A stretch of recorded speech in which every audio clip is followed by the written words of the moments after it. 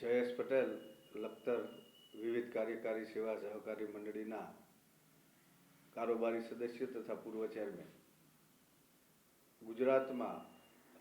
જે માવઠું થયું અને સતત 7 દિવસ સુધી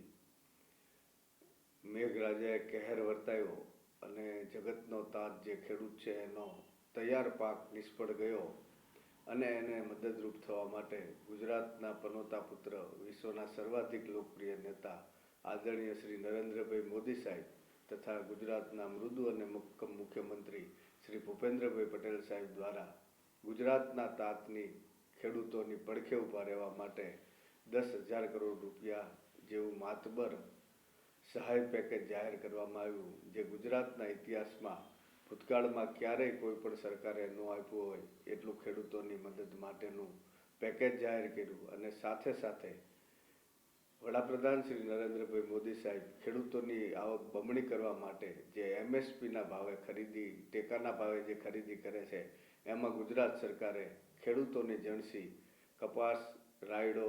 મગફળી વગેરે માટે 15,000 કરોડ રૂપિયાની ટેકાના ભાવે 9 તારીખથી જે ખરીદી શરૂ કરવાની છે,